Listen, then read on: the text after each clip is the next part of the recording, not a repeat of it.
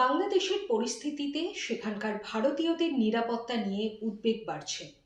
বাংলাদেশের সংখ্যালঘু নির্যাতন গোটা দেশকে নাড়িয়ে দিয়েছে। এমত অবস্থায় কেন্দ্রের পদক্ষেপ নিয়ে প্রশ্ন তুললেন বহরমপুরে জেলা কংগ্রেস কার্যালয়ে সাংবাদিকদের মুখোমুখি হয়ে অল ইন্ডিয়া কংগ্রেস কমিটির সদস্য অধীর চৌধুরী। কি বলেছেন তিনি এ প্রসঙ্গে আমরা দেখব। দেখুন, প্রথম কথা একটা জিনিস আমি বলি, বাংলাদেশে হিন্দুদের উপরে নিশ্চয় অত্যাচার হয়েছে। একটা হিন্দু যুবককে টাঙিয়ে পিটিয়ে মেরে আগুন ধরিয়ে দেওয়া হয়েছে, নৃশংস ঘটনার সাক্ষী আমরা দেখলাম। সেই বাংলাদেশেই একটা বিএনপি নেতার বাড়িতে রাতের বেলায় আগুন ধরিয়ে দেওয়া হলো। 7 বছরের একটা শিশু, সে ধরপড় করতে করতে জ্বলে পুড়ে মারা যাচ্ছে। অতএব সংখ্যালঘু বলে কথাটা শুধু নয়, কিন্তু আমি আবার বলছি, যেখানটাই কট্টরপন্থীরা ক্ষমতায় আসবে সেখানে বিধর্মীদের উপরে অত্যাচার হবে, এটা সারা পৃথিবীতে স্বীকৃত।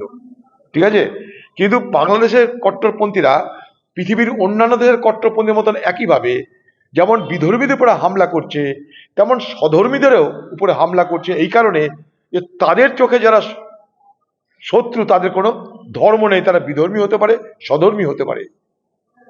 এটা বুঝতে হবে আপনাদের। তাদের কাছে একটাই লক্ষ্য, যে তারা গোটা ক্ষমতা দখল করবে এবং সেখানটায় কট্টরপন্থী শাসন জারি করবে। তাদের ইচ্ছা অনুযায়ী মানুষকে চলতে হবে, গণতন্ত্র থাকবে না, পড়ার অধিকার থাকবে না, বলার অধিকার থাকবে না, কোনো অধিকার বলে কিছু থাকবে না। যা দেখেছি আফগানিস্তানে, তাই হবে বাংলাদেশে। বাংলাদেশ এই মুহূর্তে পাকিস্তানি বাংলাদেশে রূপান্তরিত হচ্ছে, এটা বুঝতে হবে আপনাদের।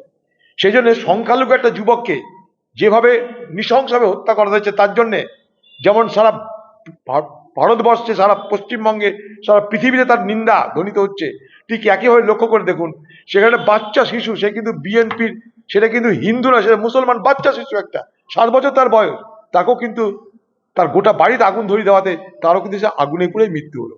অতএব কট্টরপন্থীদের কাছে বিধর্মী, স্বধর্মী, হিন্দু, মুসলমানের কোনো ফারাক পড়ে না। তারা একটা জিনিস দেখবে, তোমরা আমাদের কথায় হ্যাঁতে হ্যাঁ বলছো না নাতে না বলছো। এই জায়গাটা কিন্তু বড় সেন্সিটিভ।